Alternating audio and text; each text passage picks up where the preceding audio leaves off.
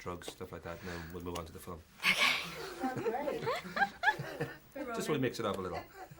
I was wondering when it kept to playing a 49-foot, 11-inch woman, how one kind of even prepares. Maybe you watch Attack of the 50-Foot Women a million times, or hang out with Kristen Johnson, or was there certain things you kind of said, I'll go there and get into this frame?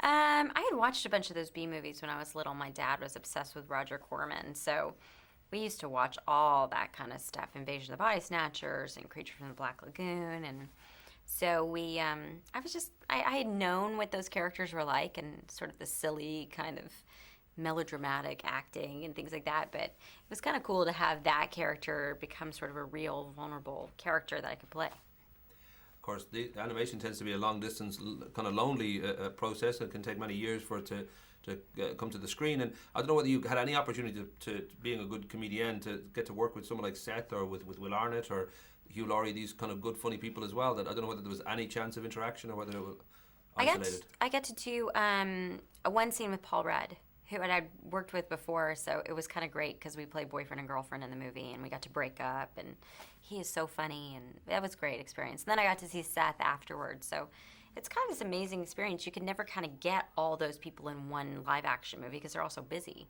It's this opportunity to have the kind of comedy dream team in this film. Good old Jeffrey Katzenberg, when it comes to casting his animated movies for DreamWorks Animation, he tends to go for big stars with little kids, and I don't know whether that was a draw for you, whether you felt, well, Ava and Deacon are going to get a major kick out of this, because I don't normally do movies that kids go and see.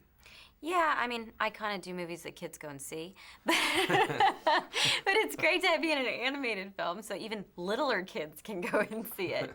But it was great. Yeah, my kids love this movie and they think it's so awesome. And also it was an opportunity to play one of the first female superheroes. Maybe she's more of like a super monster, but it's not that often that you see a woman be the lead of an animated film. So it was kind of a cool opportunity for me.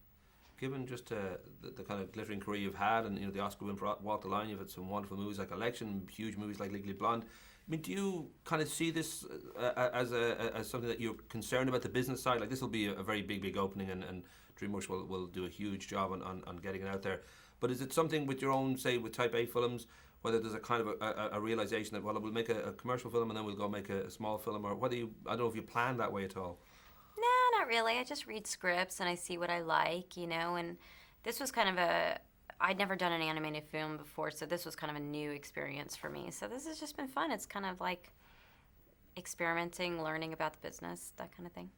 Well, with that notion to it with your parents, John and Betty, I think early on you'd always been very kind of a good achiever. I think either they or you sort of said a multi-achiever, and I don't know whether that's something that's just inherent in you, or whether you always kind of feel, I want to prove to them, or maybe to yourself, that I can do this, because obviously you're doing incredibly well as an actor, and I don't know whether that's kind of something that drives you, an ego, or whether it's parents or...